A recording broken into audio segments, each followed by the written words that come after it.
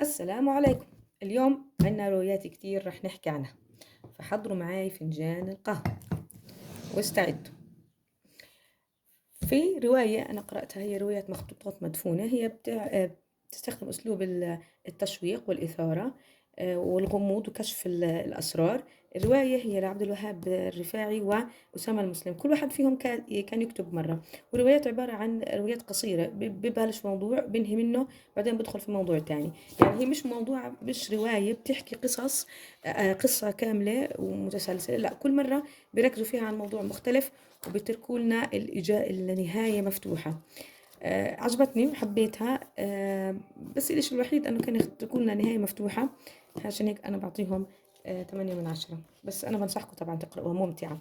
هي للمتعة ولكشف الأسرار أكتر شيء يعني.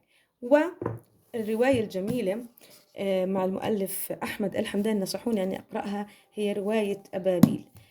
طبعا هاي أنا يعني أول ما شفت كتابي كبير حكيت راح أطول في قراءتها، لكن ما طولت، أنهيتها تقريبا خلال 4 أيام.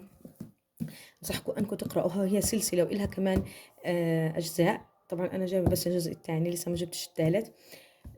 رواية أبابيل هي رواية بتركز على القيم، وعلى الصراعات بين الخير والشر. تستخدم أسلوب خيالي للناس اللي بيحبوا الأشياء الخيالية. فيها أشياء ممتعة، في ترابط بالأحداث وأنتوا تحضروا وأنتوا تقرأوا عفوا، فبتشدكم أنكم تضلكوا تقرأوها وتتابعوها. وبتركز على مفهوم الصداقة هذا، ومفهوم أنه الحب هو اللي بيحمي الإنسان وبيساعده.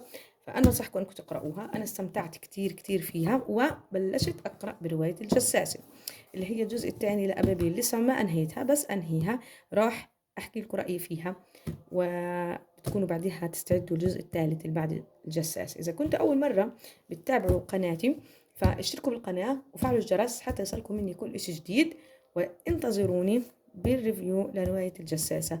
متنسوش طبعا أنكم تشربوا القهوة مع الروايات، وإلى اللقاء.